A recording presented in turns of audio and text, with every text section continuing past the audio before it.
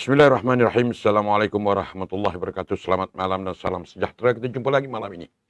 Dalam segmen Jawab Saya Tanya dipancarkan secara langsung melalui Facebook NR Channel TV serta beberapa platform media kami dan saya. Mohon untuk kita semua like, follow, share, subscribe serta komen Facebook kami agar segala maklumat terkini yang dikongsikan dapat kita manfaatkan bersama. Ilmu yang baik kita kongsikan dan pasti kita akan beroleh kebaikan daripada perkongsian kebaikan tersebut. Harapan dan doa saya kita semua dilimpahi rahmat, dijauhkan dari segala malapetaka dan juga akhirat untuk kita mengurus hidup dan kehidupan kita. Baik, PRU 15 sudah hampir 6 bulan berlalu. Kerajaan sudah lama tertubuh dan sedang melaksanakan tugas dan tanggungjawab. Rumah sudah lama siap tetapi tukul dan pahat masih berlaga. Bunyinya membimbangkan rakyat dan gemanya menyekang mata para politikus. Apa yang sebenarnya yang sedang berlaku? Susah sangatkah perkahwinan segera BNPH memikat reda? Payah sangatkah kerajaan perpaduan hendak move on? Memang lazimnya politik tidak pernah tidur. Namun rakyat tetap perlu kepada kestabilan. Ciri yang menjadi taruhan Barisan Nasional dan juga PH sewaktu menawarkan khidmat kepada rakyat melalui PRU 15. Rakyat mahu tumpu kepada mencari rezeki. Mereka perlukan tempat tinggal, makan dan pakai. Anak-anak perlu ke tadika, sekolah dan universiti. Siapapun yang jadi kerajaan tidak boleh mengelak daripada memberi penyelesaian kepada persoalan tempat tinggal, makan dan pakai rakyat. Berkempen memang lebih mudah daripada melaksanakan isi kempen. Kini peluang untuk kerajaan perpaduan buktikan kemampuan. Apa masalah sekalipun tidak seharusnya dijadikan alasan. Angin semakin kencang meniup khabar. Kerajaan perpaduan boleh gagal. Sungguh pun di atas kertas ianya susah untuk berlaku. Namun hati manusia payah untuk kita terka. Kerjasama dalam kalangan parti-parti pembangkang semakin erat. Apatah lagi 3 buah negeri yang sedang mengira hari pembubaran Dewan Undangan Negeri adalah di dalam cengkaman kukuh mereka manakala sokongan di Negeri Sembilan dan Selangor agak berayun bagi Pakatan Harapan. Posisi yang diambil oleh kerjasama pembangkang PN dan Putra yang memasang kuda-kuda kepentingan pada pasak Melayu agak mengancam PHBN. Usaha PN yang berterusan khususnya melalui program-program anjuran PAS waktu UMNO sibuk berkempen dan berpecah sesama sendiri. Pada bulan Februari dan Mac lalu telah mendahului kempen bagi PRN 6 negeri tersebut. Pertelagahan sesama sendiri antara cyber trooper PHBN juga agak memenatkan pemimpin yang masih bertungkus lumus menangani masalah kepercayaan rakyat kepada kerajaan. Bagi sebahagian besar rakyat, politik Malaysia seakan-akan masih belum aman dan stabil. Kerajaan perpaduan yang juga dikenali sebagai kerajaan madani nampaknya belum berjumpa sepenuhnya punca kepada penyelesaian. Jika pun ramai rakyat tidak sedar tentang kemungkinan ribut dalam parlimen dan nasib jawatan PMX sedang diancam, kegilaan terhadap kuasa terus-terusan menggugat harapan rakyat dan dambakan kestabilan. Kali ini, KNR Channel TV melalui segmen Jawab Saya Tanya menghadirkan kepada para penonton kami 2 tokoh analisis politik yang tajam dengan pendapat masing-masing untuk berhujah di sini. Mari kita tumpukan kepada hujah-hujah mereka dan ukur sejauh mana parahnya politik negara dan apa yang seharusnya kita sebagai rakyat yang mahu hidup tenang boleh lakukan. Inilah Datuk Abdullah Sani, pengerusi Biru Buruh Parti Keadilan mantan ahli Parlimen Kapar dan telah disebut-sebut bakal pengerusi tekun surat belum dapat lagi. Dan juga Datuk Kamal Hijaz atau lebih dikenali sebagai Amir Hijaz Fans. Setiap malam buat live dekat Facebook. Terima kasih malam ini datang. Sebelum itu kita lihat sedikit rangkuman VT yang disediakan berkaitan dengan tajuk yang disediakan. Jumpa selepas ini. Jangan ke mana-mana.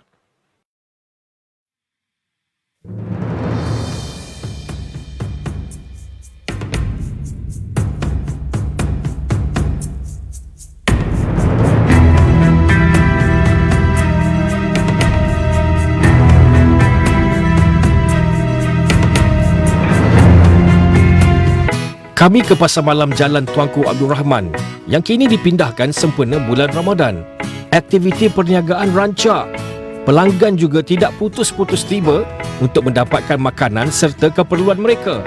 Dari sudut harga, pemerhatian Asro Awani mendapati ada peniaga yang terpaksa mengekalkan harga lama dengan margin yang semakin kurang. Ada juga yang terpaksa meningkatkan harga jualan mereka. Barang mana ada turun. Sekarang dulu sebelum PKP susu satu karton 105 kita orang beli. Sekarang susu RM145. Dengan Milo 2 kilo dulu RM33, sekarang dah RM39.5. Milo 2. Sri Mudin Yassin adalah suspek bagi siasatan dalam projek Jana Wibawa. Sumber SPRM berkata bekas Perdana Menteri itu adalah suspek siasatan ketika beliau dipanggil memberi keterangan di Ibu Pejabat Suruhanjaya itu. Malah sumber turut memaklumkan akan memanggil bekas Menteri Keuangan Tengku Datuk Sri Zafrul Tengku Abdul Aziz bagi membantu siasatan. Tambahnya, beberapa individu lain akan dipanggil bagi membantu siasatan berkenaan projek tersebut. Bagaimanapun, ia tidak memaklumkan lokasi di mana Siva Kumar hadir untuk diambil keterangan. Sehingga berita ini disiarkan, tiada pengesahan Ketua Pesuruhjaya SPRM Tan Sri Azam Baki berhubung perkara itu. Kemarin, SPRM menahan setiausaha sulit kepada Siva Kumar bagi membantu siasatan kes pengambilan pekerja asing. Ia dibuat selepas seorang pegawai tugas-tugas khas kepada menteri berkenaan direman Khamis lalu. Media sebelum ini melaporkan Siva Kumar dan kementeriannya akan memberi kerjasama penuh kepada SPRM berhubung penahanan seorang pegawai di pejabat menteri itu bersabit isu membawa masuk pekerja asing.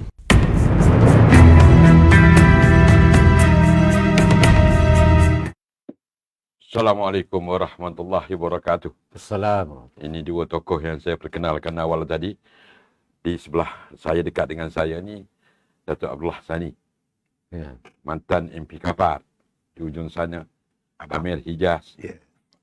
Fans, ya? Nama putih. Apapun sebelum tu, saya nak ucap terima kasih pada Datuk berdua. Sempat hadir bersama saya malam ni secara langsung. Cuma saya nak lahirkan dulu rasa kehilangan apabila sudah hilang suara garau MP Kapar di dalam parlimen. Dah tak ada segegahnya. Apa sekarang ni kalau kita dapat kongsi Datuk punya aktiviti? Terima kasih Datuk. Seperti mana yang diketahui bahawa saya telah pun kecundang dalam pilihan raya baru-baru ini. Saya tak kesal kerana saluran 1, 2, 3, 4 saya menang bergaya. Right. Tetapi bila masuk 5, 6, 7, 8, 9 saya guyup sehuyup-huyup. Jadi saya mengambil pendekatan bahawa kekalahan saya ini kekalahan yang bermaruah. Saya tidak memfitnah orang, tidak memberi uang mewah seperti mana yang telah berlaku sebelum ini. Dan antara alasan orang berbicara mengatakan bahawa ini alasan kekalahan, tetapi tidak. Dan kenapa tak dibawa dalam binding of the case? Saya kata tak perlu. Kerana dia dah mengamgang jawatan dengan cara gitu, biar dia laksanakan kerjanya. Dan rakyat Kapar akan melihat sejauh mana komitmen MP baru ni. Dan setelah 6 bulan, kenampakan banyak kepincangan yang tidak boleh dimaterialiskan. Kerana dia tahu bawaan pihak ini sendiri. Dan saya cabar kalau apa yang saya buat sebelum ini di Kapar, diteruskan ataupun on par dengan apa yang saya buat. Tetapi setakat yang saya lihat ini, dia below the bogey. Jadi, pulang pada rakyat yang telah memilihnya, you deserve it. Baik, sebelum kita pergi jauh, Abang Kamal, saya lebih suka memanggil, boleh saya panggil Abang? Abang. Dia kira abang saya, sifu saya. Setiap malam buat live.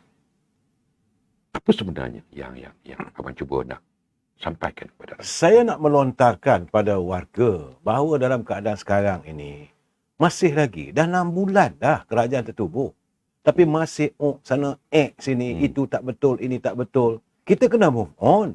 Kerajaan perlu meneruskan segala agenda untuk rakyat. Tapi kalau masih lagi begini, ada pula kononnya nak jatuhkan kerajaan, orang ini nak jatuhkan itu. Jadi apakah yang kita sajikan kepada rakyat, pada warga, bahawa politik kita ni sebegini? Malu kita kalau orang luar tengok. Dan sekali saya cukup ketakutan saya, kita menggoncangkan hasrat pelabur untuk datang, melabur di negara kita ini. Ini yang saya khawatirkan, saya bimbangkan. Saya cuba menegur pimpinan. Dan bagi saya, teguran saya bukan hanya kepada parti pembangkang. Parti kerajaan pun. Saya itu hari saya pergi bersyarah bersama dengan Datuk Abdullah Sani. Memanglah kawasan itu kawasan parti keadilan. Tapi saya komen lah kalau menteri datang dari keadilan. Macam saudara Rafizi. Bercakap soal ekonomi. Mana ekonominya? Rakyat tertunggu-tunggu ni. Poket rakyat semakin kering. Dan sedangkan harga barang seolah-olah tidak dapat ditangani. Ya. Jadi resah rakyat perlu kita tangani, Saudara Man. Apa komen dengan rakaman video yang kami siarkan tadi? Saya tengok video tadi itu realiti. Realitinya yang kena bawa ke mahkamah. Hari ini sudah pun terbongkar lagi di mahkamah. Bagaimana isu 15 juta bukan main-main. Untuk mendapatkan kontrak. Mereka meminta wang sogokan 15 juta. Ini yang dilontarkan oleh Perdana Menteri. Dia Projek mengatakan, Maritim. Ya. Projek Maritim. Kerajaan Maritim itu yang dilontarkan oleh Perdana Menteri. Dia ada ketirisan. Bila adanya korupsi, maka kontrak itu dengan sendirinya naik. Wang negara semakin nipis. Saya khawatir sebab sekarang ni kita berhutang. Ya. Hutang kita 1.5 triliun. Apa nak jadi ini? Menteri Ekonomi buat apa? Itu masalah. Okey. Saya minta maaf dengan Saudara Abdullah sebab beliau sealiran sebab orang parti Datuk Abdullah. Datuk Abdullah ni yang kita kenal. Ya. Yang betul dia pertahankan. Ya. Yang tak betul, dia tegur dengan Ya. cara dia. Ya. Baik. Tajuk kita hari ni tu. Apa nak jadi dengan politik kita hari ni? Selepas kerajaan PN tumbang pada pihak 14, politik tanah air nampak jadi macam huru-hara. Tubuh Parti Putera, Parti Pejuang Kelahiran semula, Parti Berjasa, Parti Muda. Dan 2 tahun selepas pihak 14, tubuhnya Parti Bersatu. Pada pandangan Datuk, apakah Datuk melihat wujudnya 5 parti baru ini semua yang dipimpin oleh orang Melayu ini sebagai antara punca Melayu berpecah dan huru-haranya keadaan politik? Dia sebenarnya Datuk, dalam segi chemistry politik negara ni, dia didokong oleh mereka-mereka yang tidak berakal ataupun dipanggil kecederaan minda. Dan ini Kecederaan minda. Okey. jadi bila kita melihat bahawa dia melihat dia yang terhebat di antaranya hebat yang mencetus kepada perpecahan. Bermula daripada episodnya tertubuhnya Semangat 46. Dan itu bermulalah episod-episod yang berterutan sampailah pada hari ini. Dan pemain-pemain politiknya yang tidak pernah give up ataupun letih dengan diri mereka walaupun usia dah hampir 100 tahun, tetapi atas landasan yang dibawa itu yang mereka-rekakan persepsi yang menyebabkan banyak orang sudah menjadi kekeliruan. Maka kerosakan minda ini mengundang kecelakaan yang mengizinkan perpecahan Melayu itu berlaku. Dan kalau itu dilihat seperti mana yang parti saya ditubuhkan pada tahun 1998 penghujung pada awal 1999. Ya. Ialah disebabkan oleh menegakkan keadilan, kebenaran dan kesesamaan yang berlaku pada waktu itu. Okay. Dan atas alasan itu, maka tubuhlah parti yang dikategorikan multi-racial party. Ya. Apa yang kita lihat bahawa kita nak buat reform. Dan bila reform itu nak dilakukan, maka tubuhlah parti. Begitu juga yang lain. Nak menjadi ketua, dan bila jadi ketua yang tidak disokong oleh akar umbi dalam kerangka mereka pada peringkat awal, ditubuhnya parti baru. Seperti mana Putera. Dan inilah antara keluasan freedom of to be participant party ini telah berlaku begitu berluasa. Dan akhirnya yang menjadi persoalan ialah kekuciran rakyat ini ialah politik sudah menjadi kesongkangan yang tidak membolehkan kita berdiri di atas landasan yang betul. Kesongkangan. Ya. Okay. Dia songsang. Kesongsangan. Ya. Kesongsangan. Itu yang berlaku. Ya. Dan saya melihat bahawa rakyat terkeliru dengan apa yang berlaku. Ya. Hari ini sudah bermula dengan episod melemparkan fitnah berterusan di Selangor sebagai contoh. Okay. Tidak ada yang mengatakan bahawa Selangor ni Perikatan Nasional mampu mendapat 33 kerusi kepala handuk dia. Di mana datangnya ni? Kan? Saya pun tak nampak sebenarnya bila saya tengok tu. Perikatan Nasional. Perikatan Nasional ni negeri ni Datuk, dia produk. Ya. Apakah Selangor mengizinkan apa yang berlaku di Kelantan? Apa yang berlaku di Kedah sekarang ni? Yang terpaksa menagih, mengemis untuk mendapatkan air. Ya. Dan untuk mendapatkan allowance. Sekarang saya dengar imam tak dapat bonus lagi di Kedah. Begitu jugalah dengan Bilal, dengan apa semua macam guru kafar ni. Di negeri-negeri lain dah pun melalui episod Aidilfitri dengan begitu bergembira. Sedangkan di sana menagih untuk bila datangnya wang. Jadi persoalan hari ini ialah kerana kekarukan ataupun dia kemaruknya kuasa ni, kerana gilanya kuasa ni untuk mempertahankan prinsip yang dipanggil kecelakaan mindar ini telah mendorong kepada kesesaran rakyat. Ya. Ini yang berlaku. Dan sila kita tengok daripada apa yang Datuk, ini sejujurnya saya bercakap. Mainan yang dibuat hari ini ialah masjid dah terhilang dia punya fungsinya. Dia macam-macam fitnah. Sehingga kan itu adalah di bawah kebaduri tuanku yang di Sultan Selangor. Ya. Sebab itu saya kata, semalam saya ada berhujah dengan Datuk Lokman.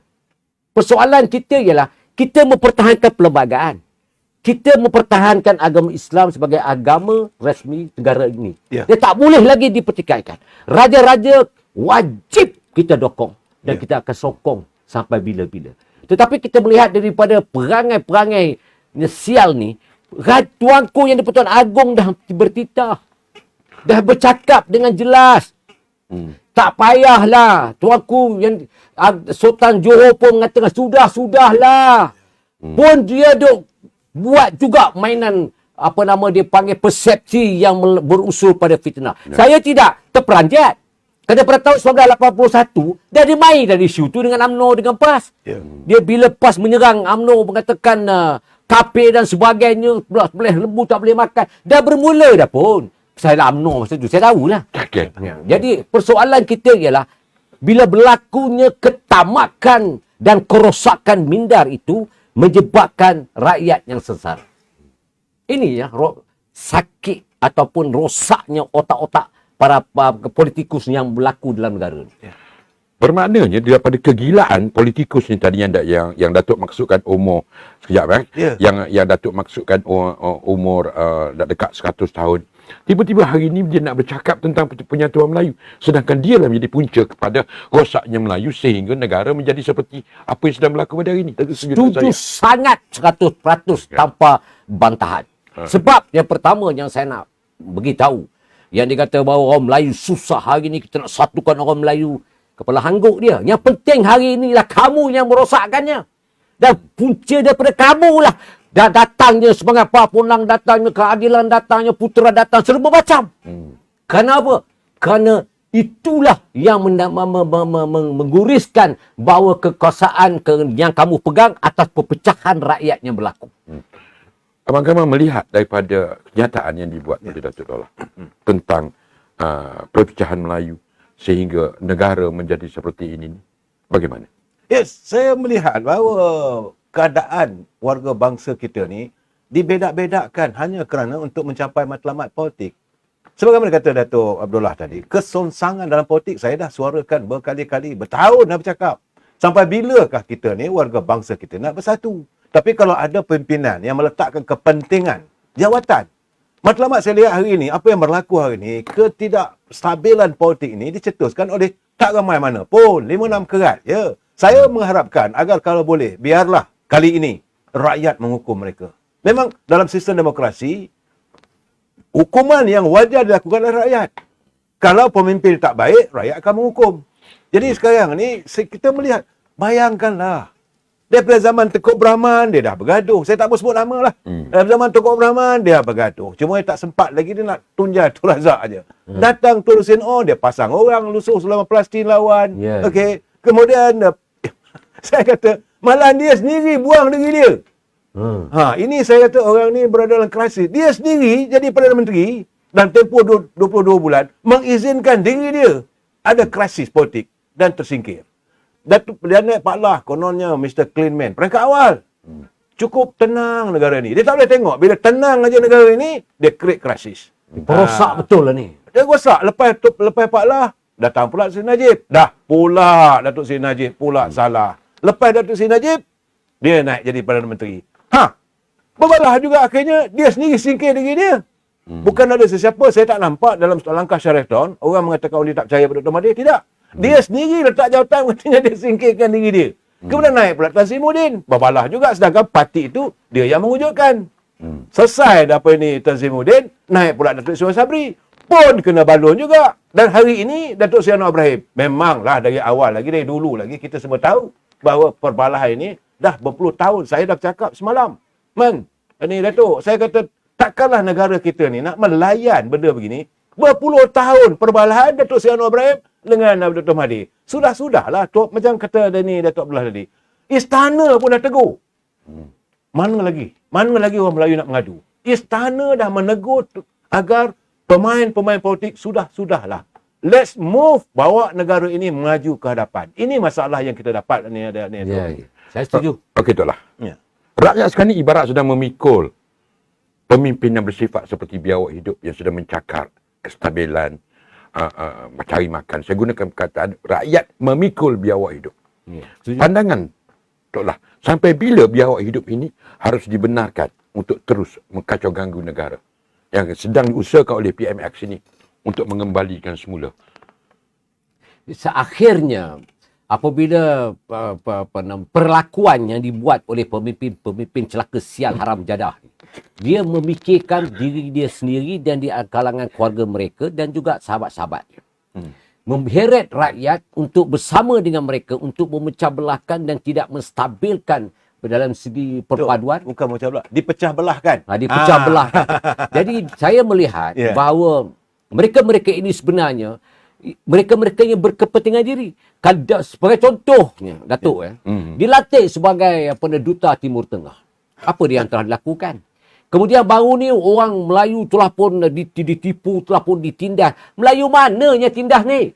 Saya terkejut apabila petani diberikan wang dan sekarang ni 30% Syed Mokhtar, Tan Sri Syed Mokhtar sanggup berkongsi dalam keuntungan. Kemudian pekebun getah dan sebagainya itu telah diberikan subsidi berlebihan. Dan tugas dan peranan kita ialah untuk menselesakan derita rakyat. Okay. Itu penting. Dan sekarang kita dah buat sekarang. Dan 6 bulan ni, saya tengok kementerian yang efisien-efisien lah. Dengan perginya, dengan luar bandarnya, dengan mensantuni permasalahan orang kampung. Dah bermula setelah dilengangkan selama 5 tahun tu. Dan ini telah pun dibuktikan. Ya. Dan banyak lagi yang kita lihat bahawa progresif yang dilakukan oleh kabinet yang baru-baru ini telah menjurus kepada pembangunan kehidupan rakyat. Tetapi bila dia tengok rakyat sudah mula menerima kerajaan perpaduan ini yang diilhamkan ke bawah duli yang di Pertuan Agong, setelah dipikir semasak-masaknya dan telah disambut dengan kemuliaan dan maruah martabat raja-raja, bersama dengan Pakatan Harapan membolehkan tubuhnya kerajaan dan berlakulah episod pembangunan dan pembelaan terhadap rakyat dilakukan. Dan waktu itu ketenangan tidak boleh dibiarkan. Maka datanglah si sial-sial ni untuk mengacau kepentadbiran kerajaan semata-mata untuk mengganggu-gugat. Dan sebagai contohnya, masuk kita tembang secara general saja boleh Saya baca tiba-tiba datang 126 kami dah boleh menyapa yang si bersatu pun bersyukur dengan PAH pun tidak menafikan kami telah pun dari presiden pun cakap kita telah pun ia sekata ada sokongan untuk menolak kerajaan perpaduan ini dia punya sial celaka haram jadah. Orang dia fikir tentang negara, derita rakyat Datuk. Ya.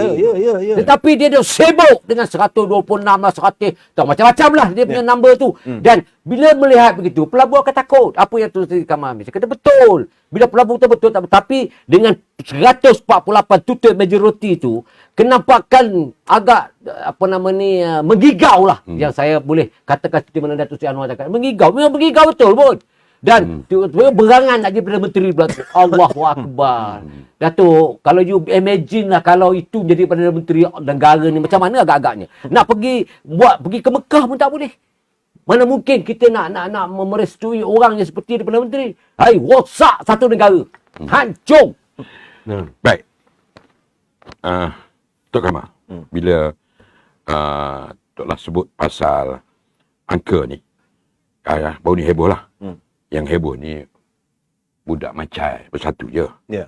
Kata Perikatan Nasional ni sudah punya angka 126. Daripada mana sebenarnya mereka dapat angka ini masih ada tanda tanya hingga hari ini. Okey, sebagai penganalisa politik. Ya. Kamu yakin tak angka ini wujud atau hanya sekadar nombor ekor yang tidak lengkap?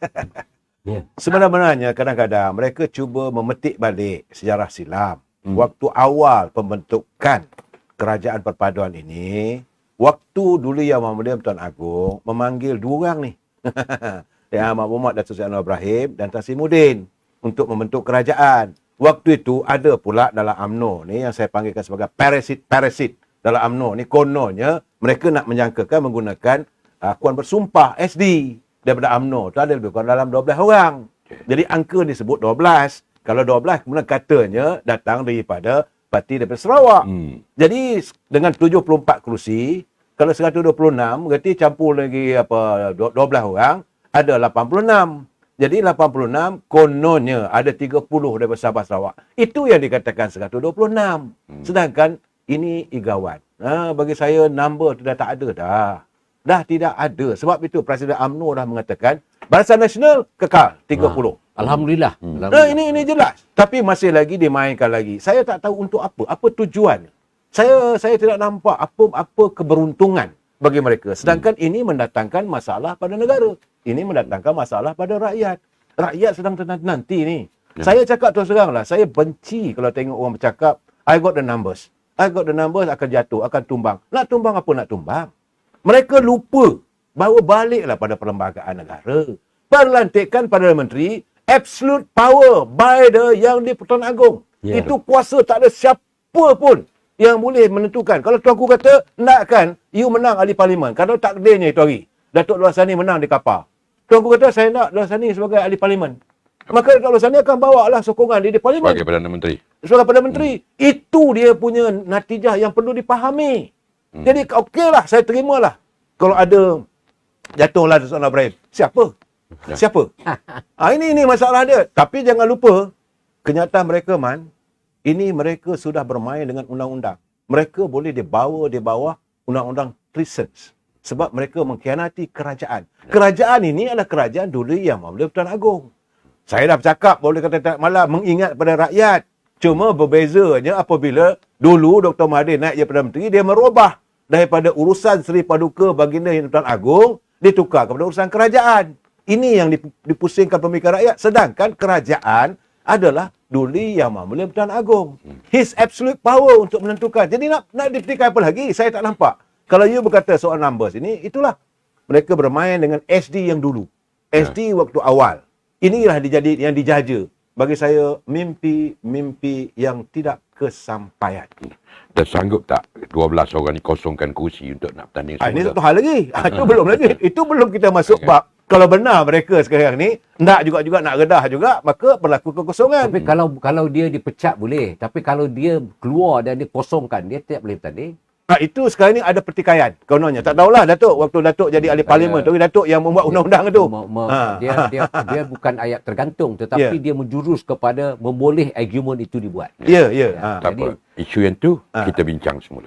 Saya nak balik sebelum saya tertinggal yang Toklah sebut pasal Selangor tadi. Berapa penggal? Tiga penggal. Ya. Usaha kononnya sekarang ni, Mahyudin kata anytime dia boleh ambil Selangor. Adakah 3 penggal ni rakyat berada dalam keadaan yang selesa di Selangor di bawah pentadbiran Datuk Seri Ahmaduddin dan ataupun PKR yang lead? Seperti mana yang telah saya sebut awal tadi, Datuk. Selangor ni, produk dia 49 produk. Daripada lahir sampai meninggal. Dan produk-produk ini sebenarnya memberikan keselesaan yang cukup luar biasa kepada rakyat Selangor. Dan membolehkan, kalau dikatakan bahawa Selangor ini sudah menuju ke arah kekalahan, saya melihat ianya dianggap sebagai luar biasa pandangan tu. Bukan pandangan yang biasa. Luar biasa maknanya kebolehan berlaku itu jauh daripada sasaran. Dan untuk mendapatkan kekuatan semula yang seperti mana yang berlaku sebelum PRU ke-15 kita telah bertembung, kita dah kena pasti bahawa kekalahan kita satu fitnah yang terlalu luar biasa, fitnah keterlaluan. Yang keduanya adalah wang. Dia telah dimainkan oleh calon-calon yang pembangkang yang telah berlaku di Selangor. Politik sedekah. Nak mengatakan bahawa kita makin kurang kekuatan kita, Datuk, it's wrong. Sebab bila kita bergabung dengan UMNO, kekuatan Melayu itu drastik meningkat. Kalaulah kekuatan Melayu itu dikongsikan dengan UMNO, itu boleh mencecah lebih daripada 30%. Sudah meletakkan bahawa kerajaan ini jangan digigau untuk diambil alih oleh pembangkang. Dan kalau 30% itu ditambah dengan kekuatan yang ada pada kita, pada kerajaan perpaduan Madani ini, kerajaan agung ini, dia akan menukar tambah kemenangan yang berlipat kali ganda. Ya. Saya dah kira dah 56 kerusi, Datuk. 53, 56? 56. 56, okey. Bila kita melihat daripada don by don, banyak orang kata, ni kita sejangkang kita kalah. Kita ambil yang ada dekat sejangkang lah. Sebelum pilihan raya PR14, jauh kita akan tinggalkan mereka. Tetapi kalau kita tengok daripada sekarang ni, kalau pergabungan UMNO dengan Pakatan Harapan ini, sebab di kawasan sejangkang tu, rasanya UMNO bertanding. Ya. Jadi maknanya, mudah menang. Mudah menang. Ini bukan cakap atas kesombongan, tetapi kita bercakap atas realiti. Bukan di atas paper, tetapi di atas sokongan yang mutlak. Ya. Mutlak ni, dia macam mana berlaku pun dia tidak akan memencong undi mereka. Ini yang berlaku. Tetapi bila disebut 33 kerusi Selangor akan dapat daripada Pertahanan Nasional, saya kata mana, don mana ni, name it to me. Ya. Name it to me. Dan saya tak nampak sebenarnya. Saya percaya total majority ni, 42 kerusi ni mudah bagi kita. Bagi kita kerajaan perpaduan. Mudah sangat. Dan untuk meletakkan satu kursi pun tak dapat pada Perikatan Nasional, itu datang kesombongan. Ya. Tetapi kita meyakini bahawa undi yang kita dapat daripada kawasan-kawasan yang bersekitar dengan bandar dan di pinggir bandar itu sudah menampakkan bahawa jolokan sokongan itu sudah ketara. Dan kita jangan khawatir apabila berlakunya PRN nanti, bahawa perpecahan di antara kita dengan UMNO itu akan berlaku. Itu jangan kita risau. Sebab UMNO dengan Pakatan Harapan, dengan PKR ini, dia lebih cenderung kepada objektif yang sama. Sejujurnya, dan si Anwar pun bekas ahli UMNO juga. Saya pun bekas ahli UMNO juga. Bukan di mana Presiden. Jadi, persoalan di atas kegusaran mengatakan bahawa Selangor ini akan dikuasai oleh Perikatan Nasional, itu saya anggap mimpi di siang hari. Ya. Itu yang saya kata kecacatan minda tu. Kecederaan minda.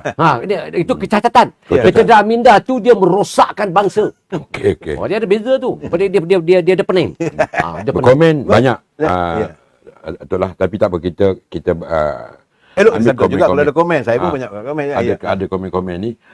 Sebelum saya tertinggal soalan ni. Kalau saya tanya orang UMNO, jawapan orang UMNO ni saya dah boleh agak.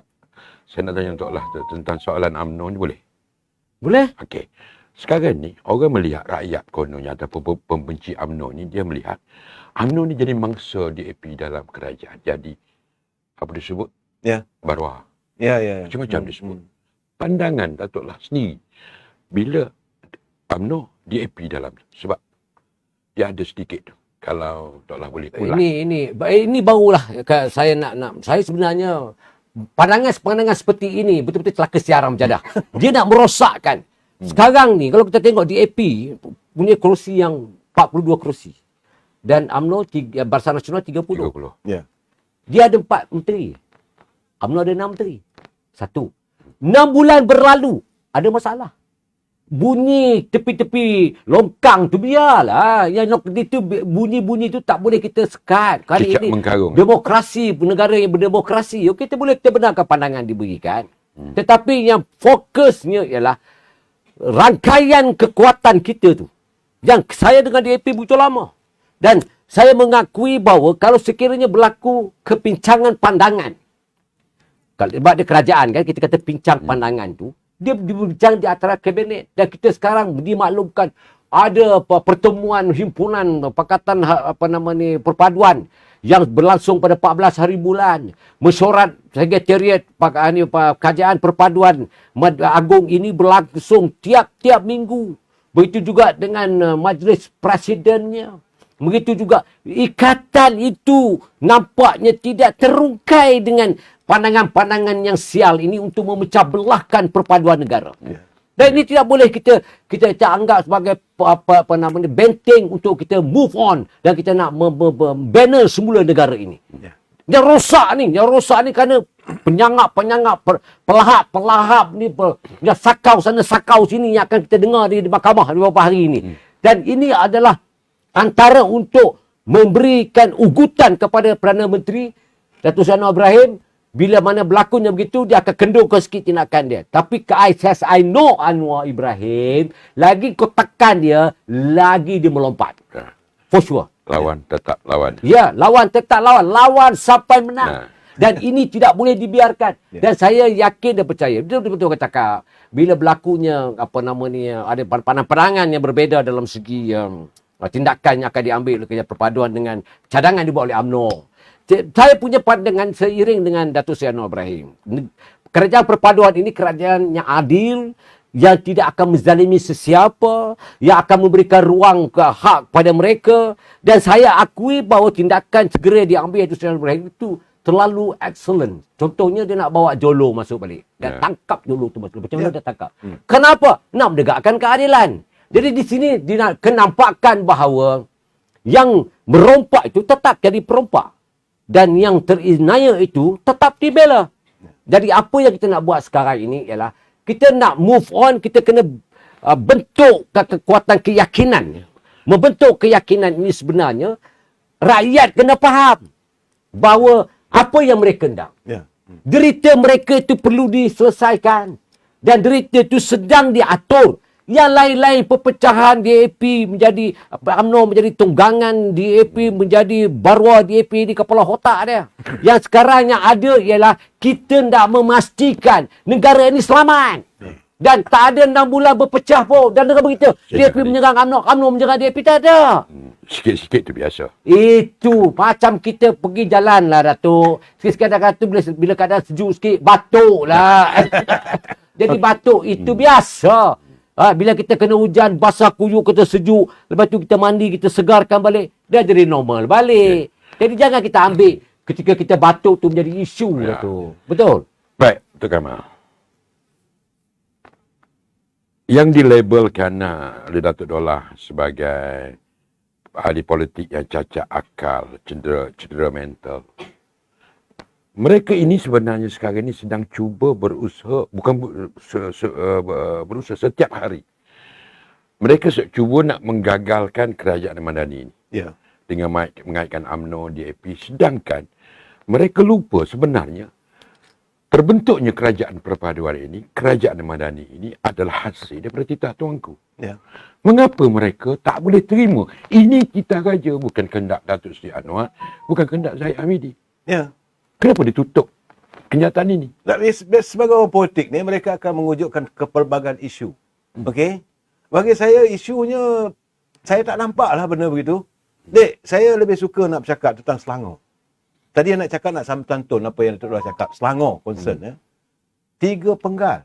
UMNO yang mempunyai cawangan di seluruh negeri berusaha untuk menumbangkan kerajaan ini keadilan.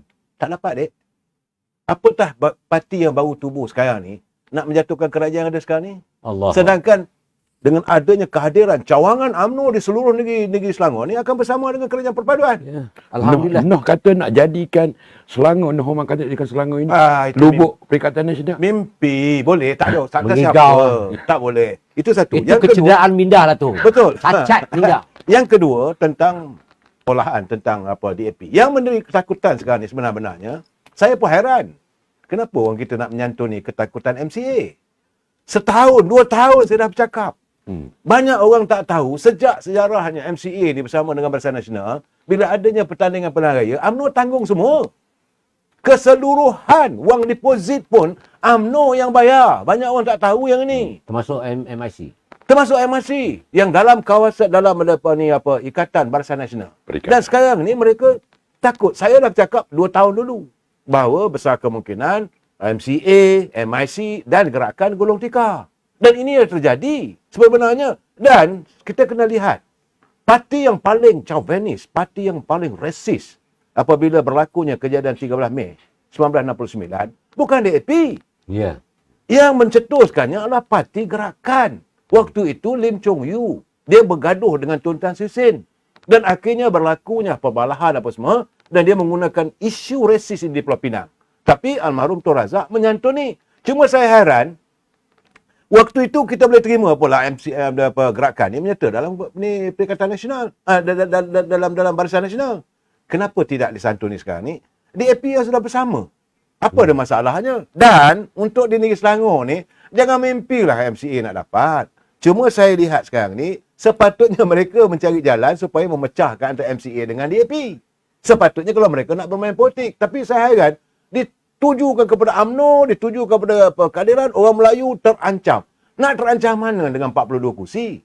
Daripada 222 kursi parlimen. Ancaman mana? Taklah pun sebut dari segi komposisi kabinet pun. Dari segi kabinet pun tadi, saya nak parti DAP dapat 41 kursi.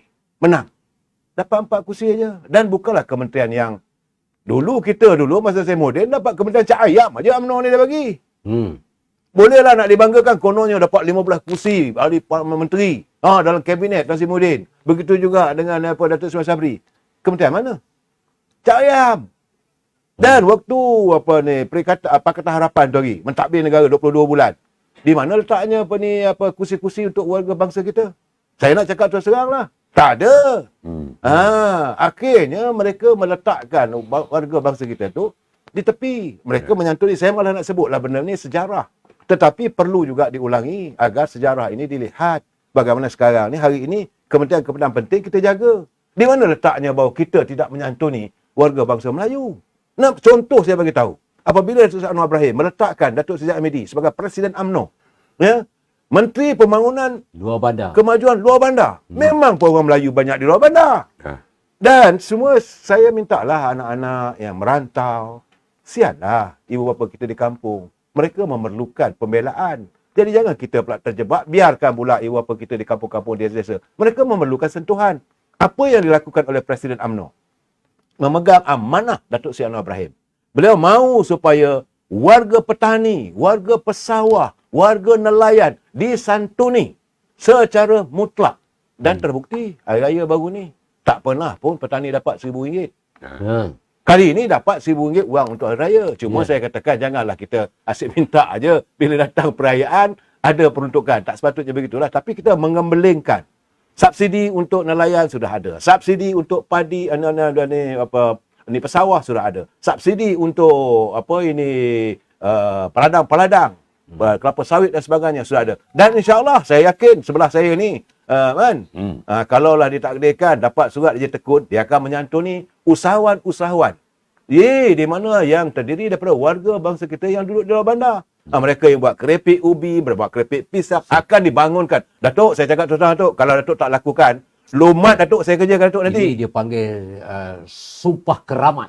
Ya. Bila mana berdapat satu jawatan, jangan diabaikan atau jangan dikhianati. Ya. InsyaAllah, saya punya plan ni Datuk, secara jujur, ni luar tajuk lah. Tak apa tu, kena sebut. Jujurnya, kalau sudah mendapat autoriti sebagai pengurusi tekun, yang saya nak fokus ni ialah peniaga-peniaga kampung yang di pasar malam, usahawan-usahawan di pasar tani, di usahawan-usahawan kecil. Yang saya melihat bahawa mereka perlu dibantu. Termasuk 130,000 yang telah pun diputihkan daripada bankruptcy itu. 130,000. 130,000 itu kita akan santuni, kita akan tengok apa yang boleh kita bantu. Dan sebab itu saya nampak bahawa tanggungjawab yang kita nak mainkan ialah yang pertama sekali ini, kita nak selesaikan masalah derita rakyat. Yes. Itu yang penting. Itu kita tak nak para politikus ini sibuk berebut kuasa dengan membiarkan rakyat terus lapar. Betul. Harga baik. Datuk sebagai ahli parlimen berapa penggal antara yang lantang keras vokal memperjuangkan hak-hak pekerja ni. Saya nak tanya Datuk secara umumnya Datuk melihat suasana ataupun landscape politik negara kita mutakhir ini. Baik, bagaimana? saya melihat daripada kita melihat induk dulu daripada Dewan Rakyat. Banyak kepincangan dan kebobrokan berlaku yang tidak disanggah oleh puak-puak kita. Ya. Bila fitnah dilakukan oleh Marang, jelas fitnah mengatakan tahun 99 Anwar ambil pinjaman, gitulah gini, gagalnya 98, OP 99, mana yang minta duit daripada IMF.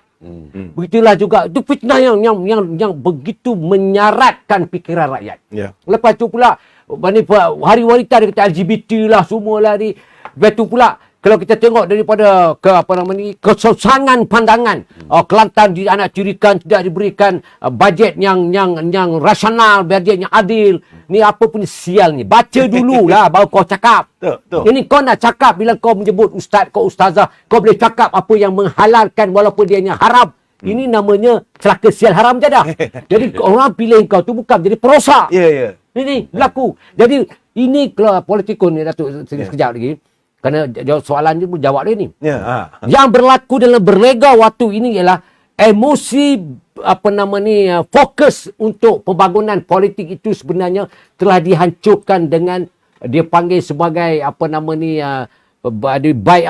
panggil sebagai aku janji dia dengan ketua-ketua dia. Ya. Tak betul ketua dia pun betul. Apa yang dia buat betul. Apa yang dia kata betul. Ini yang dia panggil sebagai pemimpin second liner yang kategorinya kecelakaan minda. Okay. Nah, saya berkata tadi, persoalan sekarang ni masalah buruh. Saya selalu menyatakan anak-anak muda kita yang keluar daripada Institut Pengajian Tinggi, mereka perlu disantuni sekarang ni. Dan kalaulah pelabur tak datang, nak bagi kerja mana? Exactly. Ini masalahnya. Kalau tak ada pelabur, kilang nak buka mana? Tu Seri, saya cakap je sejujurnya. Saya dalam Parlimen 3 Penggal. Bila saya bermasalah, saya jumpa dengan Datuk Seri Najib. Dekat pejabat di Parlimen. Gaji minimum. Saya pergi jumpa Datuk Seri Najib. Retirement age. Skim insurans pekerja. Saya jumpa dengan Datuk Seri Najib. Jadi tugas kita ni sebagai pembangkang yang membolehkan kita mengangkat martabat pekerja itu, dia berada dalam Dewan Rakyat. Tapi hari ni Datuk, sejujurnya saya tak nampak pun ahli-ahli Parlimen ni membahaskan soal hak ataupun masa depan pekerja itu ke mana naratif nak dibawa. Macam contohnya bersalin 96 hari yang dibangkit. Saya bangkitkan.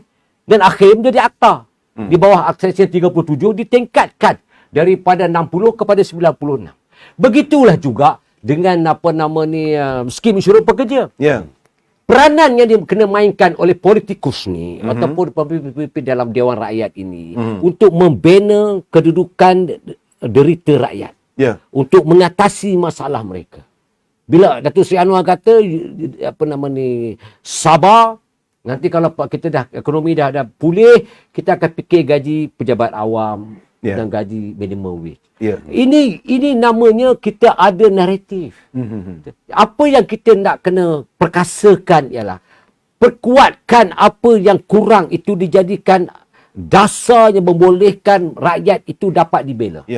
Kita ada TVEC. Perkasakan TVEC. Kalau kita melihat dari perkembangan pelabur masuk, pastikan yang pelabur itu membawa teknologinya dan pekerja yang ada itu diambil daripada rakyat Malaysia.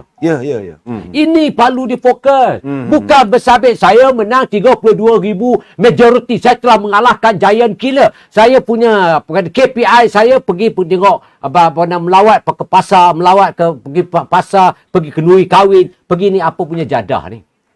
Inikah kualiti pemimpin yang yang dibenar, diizinkan ataupun diilhamkan dalam Dewan? Jadi ini yang berlakunya kebobrokan. Bila tak boleh dapat duit KWSP, ni semua dah 4 kali dah keluar dah tu. Ya, banyak mana lagi nak keluar ni? Dan bila Datuk Seri Anwar bagi duit 500 kepada below dia 10,000, lompat-lompat. Ini kami bukan nak duit ni. Kepala otak kau. Besok bila dah tua besok, siapa nak tangguh diri kau tu? Dan saya daripada awal lagi saya tak setuju. Tapi oleh kerana PKP kita terpaksa bagi sebab derita rakyat perlu diselesaikan. Saya bagi. Sekarang market is open. Everybody ada opportunity to do a business. What should you ambil lagi benda yang untuk masa depan you tu, akhir tua you tu. Jadi kita lebih baik bagi pancen, bagi jala daripada kita bagikan. Ini yang patut kita pegang. budaya kita nak menanggung ikan saja ni, perlu kita tukarkan dengan jala. Itu. Supaya dia berusaha. Datuk. Jadi apa yang berlaku di Dewan, apa yang berlaku dalam keadaan politik hari ini, dia perkara yang remeh-temeh dijadikan isu.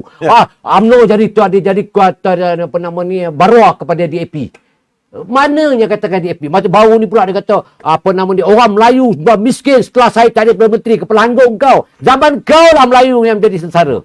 Ini yang kita nampak bahawa dia tu saya katakan bahawa dia berlaku kecelakaan minda ini, benda yang betul dia kata tak betul. Ya. Betul? Ya. Dia berlaku. Betul. Lepas tu pula tiba-tiba pula dia datang pula kita ni dia jadi kita ni UMNO yang Pakatan dia kafir, dia bukan Islam lagi dan ni. Apa pun dia dah gampang ni. Ini benda ni tak ada masuk dalam diary, dalam kamus kita.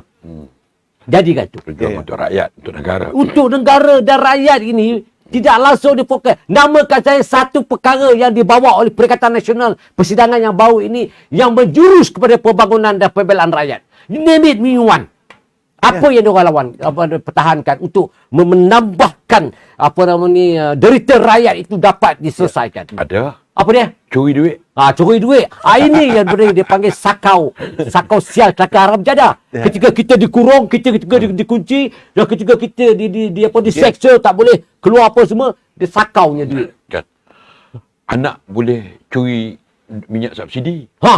Sikit kata dia, kepala otak dia sikit. Orang nak beli 2 paket pun tak dapat. Sikit. Puluh ribu tannya kilo yang telah pun disorong. Okey. Nah, Man, saya nak bercakap dari tadi bila Datuk mengatakan tentang menangani derita rakyat. Okey. Sebenarnya kalau saudara juga bersama dengan saya sebagai jurnalis dulu, 20-30 tahun dulu, kita selalu mengutarakan pandangan. Zaman itu, waktu itu, kita minta kalau boleh, janganlah diajar rakyat untuk bagi ikan. Sikit-sikit bagi ikan. Sepatutnya diajarlah rakyat itu dengan pancing dan umpan dan jala. Ini saya nak buat ni dalam tekun ni. Ya, tetapi mudah-mudahan Datuk kau dapat tekun, saya tunggu Datuk ya. Tetapi masalahnya saya lihat apa yang mereka lakukan dulu. Terus-terang saya katakan, mereka memberi pancing, memberi umpan untuk memancing dalam kolam renang. Apa yang nak ada? Itu masalah. Berapa banyak warga bangsa kita yang diberi kemudahan untuk melayari laut dalam, untuk usahawan ini nelayan laut dalam. Berapa banyak? Bunyinya waktu tu saya ingat lagi. Saya buat coverage apa semua, menteri kata konon waktu tu. Saya bukanlah nak menidakkan, tidak, tetapi kalau nak bagi pancing, nak bagi umpan, pastikan nelayan kita tahu memancing di sungai yang airnya deras. Itu ada tibet tu. Bukannya ajar memancing di kolam renang. Apa yang ada? Hari ini derita rakyat berpanjangan, Man. Saya cakap terus terang, Datuk, dolah, you insyaAllah saya mendoakan agar dapatlah surat tu, pelantikan sebagai pengurusi tekun. Rakyat ni paling banyak menderita dan kaum buruh adalah terdiri daripada warga bangsa kita. Jangan kita bercakap soal bangsa. Realitinya, buruh-buruh itu warga orang Melayu kita. Petani, orang Melayu. Nelayan Melayu. Dan nelayan kita ni bukannya nelayan jadi tekong, bukan nelayan yang memiliki bot. Mereka hanya kerja jadi awak-awak saja. Bila musim mencandak soltong, barulah pergi ke laut. Tapi berapa ramai pula yang mati apabila berlaku ombak besar dan sebagainya. Man, banyak panjang ni cerita ni, Man. Cerita je. Kita dah sampai 1 jam. Tapi saya ada beberapa soalan lagi saya nak minta pandangan daripada Lah dan juga Datuk Kamal ni. Berkenaan dengan proklamasi orang Melayu ni. Dan saya panggil proklamasi Mahathir. Datuk sendiri, pandangan tentang proklamasi. Pening kita nak menyebutnya. Keperluan apa sebenarnya? Keperluan apa? Apa objektif dia? Yang sebenar objektif dia nak kuasa balik. Dah sedarlah diri itu dalam kahwin pun diposi pun kalah. Jadi kita nak kena faham bahawa perpecahan Melayu, apa yang pecah Melayu? Sekarang ni PKR, Pakatan Harapan dan juga UMNO Barisan Nasional telah pun bergabung dan bekerjasama. Pecah tak mana? Yang pecah sekarang ni ialah bersatu dengan PAS. Dan sekarang tu kalut dengan siapa nak jadi menteri besar, siapa nak jadi Perdana Menteri next in the future.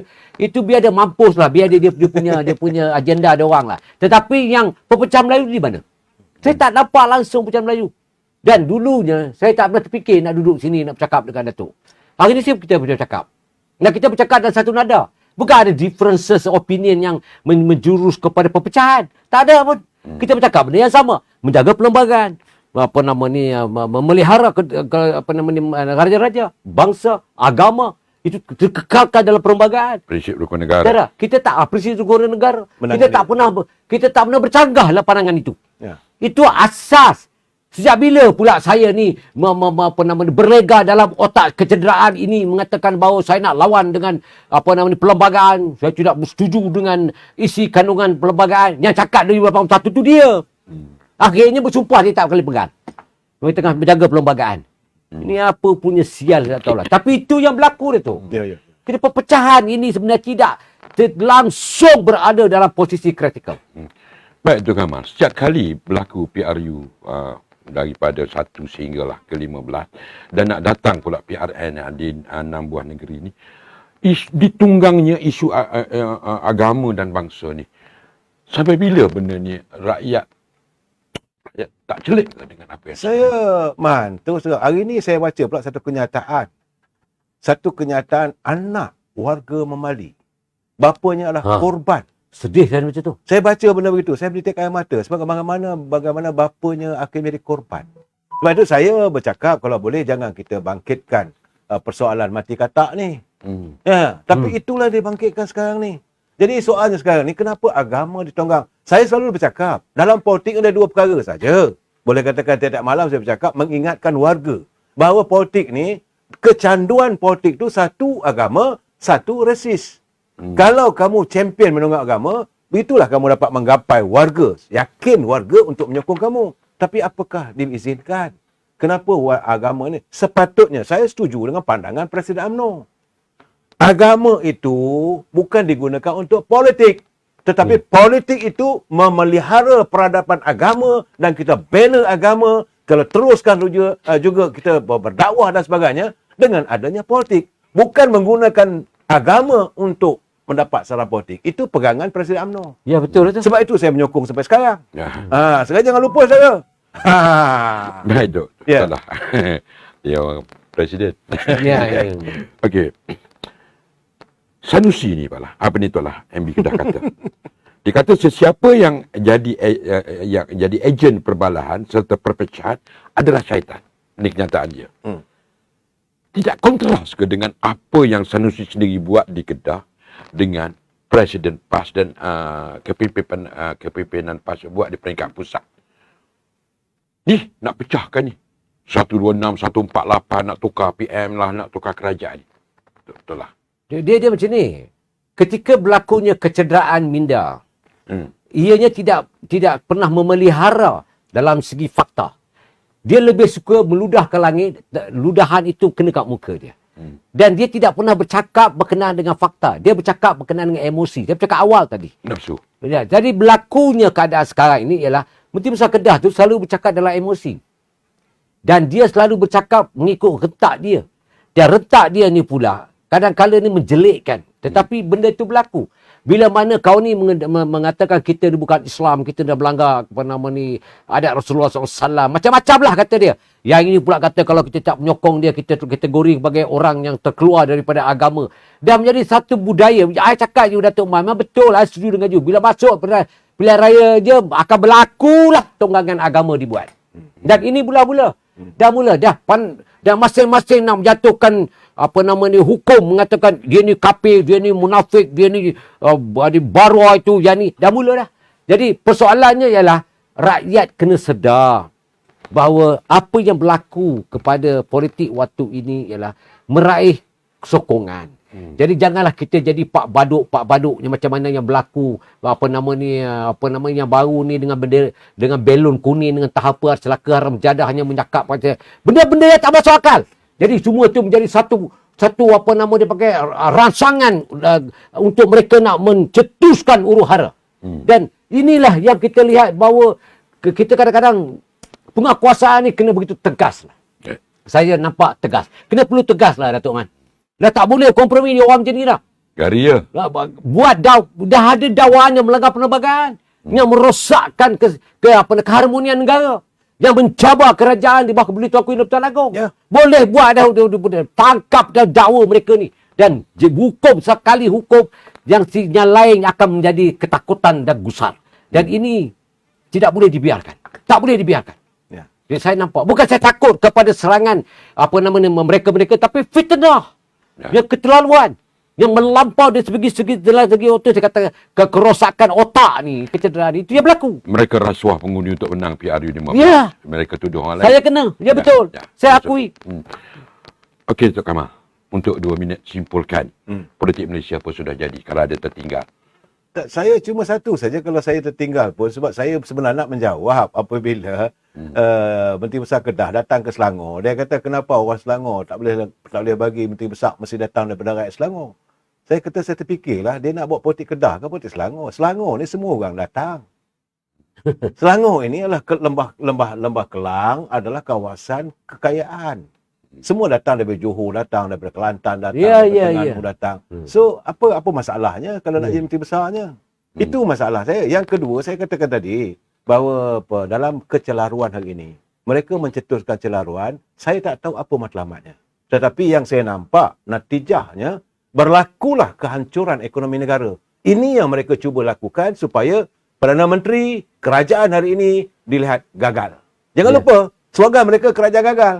Slogan mereka Perdana Menteri gagal. Apabila pelabur takut, apakah kita nak mengizinkan Malaysia ni jadi macam negara Sudan? Apakah nak sekarang ni apa yang berlaku di Pakistan? Jangan lupa perbalahan sekarang ni teruk, bom sana, bom sini. Takkanlah benda ini akan meletakkan negara kita dalam keadaan yang tenat. So, bila ini berlaku, macam manalah kita nak menangani derita rakyat? Saya dah bercakap, rakyat letih kat bawah ni. Jadi kepada teman-teman yang pengikut, saya nak beritahu kepada pengikut, sudah-sudahlah kita jadi pengikutan pada mereka yang merosakkan ekonomi negara. Ekonomi rakyat perlu dibela. Ini yang paling penting dalam kita berusaha untuk menangani derita rakyat. Ini matlamat kerajaan yang ada sekarang ni. Amin. Amin. Itulah, dalam 2 minit saya bagi. Saya untuk simpulkan. Selalu berbicara soal masa depan. Masa depan kita ini ialah kuasa diberikan kepada rakyat dalam pemilihan raya. Gunakanlah pilihan raya ini untuk memastikan agama tidak dikutak-katikkan, bangsa tidak akan digugatkan. Dan keharmonian negara itu dapat dikawal dan dipastikan generasi akan datang hidup dalam keadaan selesa dan aman damai. Jangan mudah meletakkan persepsi yang jahat untuk merosakkan agama, bangsa dan negara. Kalau sekiranya berterusanlah serangan-serangan daripada mereka-mereka yang celaka sial haram jadah ini, termasuk mereka yang mendaharkai ke bawah duli yang maha mulia yang di-Pertuan Agong dan Majlis Raja-Raja. Awas, mereka ini bukan saja menjadi kuman, tapi mereka lah antara yang menjadi virus COVID-22 atau 23 pada sekarang. Mereka inilah COVID-23. Dan bahayanya mereka ini, dia akan membunuh, meranapkan dan menjatuhkan agama, bangsa dan negara kita. Baik, terima kasih Datuk Abdullah Sani, mantan MP PKR. Mengenali beliau, itulah sikap beliau berterus terang. Dia tak ada tapisnya. Tapi kejujurannya adalah melontarkan pandangan. Ambil yang baik, apa yang disampaikan oleh Tuan Allah. Dan saya tidak rasa pelik kerana saya mengenali beliau 3 penggal sewaktu beliau menjadi ahli parlimen. Dan juga kupasan daripada Amir Hijaz. Kan? Lepas ni nak balik buat secara langsung lagi ni. Apa yang kita nak simpulkan, politik Malaysia apa sudah jadi? Sebenarnya yang paling kita bimbang adalah kerakusan. Pemimpin-pemimpin yang ingin mengejar kuasa, hilang kuasa, nak dapatkan balik kuasa. Dengan sanggup berusaha untuk nak meruntuhkan kerajaan yang dititahkan oleh tuanku. Dengan menepikan kepentingan rakyat, dengan menepikan kestabilan politik dan juga ekonomi, hanya sekadar mahu mengejar kuasa. Fitnah, adu domba seperti disebut di Datuk Dahlah tadi, sudah menjadi mainan, sudah menjadi makanan. Mereka tidak peduli apa akan berlaku kepada negara, kepada rakyat. Dalam keadaan rakyat terkepung, terkekang dengan segala masalah yang melanda dunia. Jadi kita fikirkan apa yang baik untuk kita jadikan panduan dalam kita memilih pemimpin, terutamanya menjelang PRN 15. Saya banyak soalan-soalan lagi nak bersama dengan 2 tokoh ini. Sebab saya tahu bukan mudah untuk membawa Datuk Dahlah ke studio. Tetapi masa cukup terhad. Kan? Waktu 1 jam saya sudah melewati lebih. Tapi tidak mengapa, untuk perkara yang baik kita lanjutkan kerana dalam kebaikan itu ada pahala yang tersembunyi. Jadi dalam serius kita ada main-main, dalam main-main kita ada serius. Jangan kita hilang satu kawan, jangan kita tambah satu musuh. Teruskan untuk share, komen, like, follow dan subscribe Facebook page dan juga YouTube kami supaya kita terus dapat maklumat yang terkini. Dan Acara TV segalanya ada di sini. Ada salah dan silap bagi pak diri saya dan kedua tamu yang hadir pada hari ini. Saya mohon ampun dan maaf kerana yang baik itu datang daripada Allah dan tidak baik itu datang daripada kelemahan iman saya. Kita jumpa lagi minggu depan dalam segmen yang sama, tetamu yang lain pula. Assalamualaikum warahmatullahi wabarakatuh.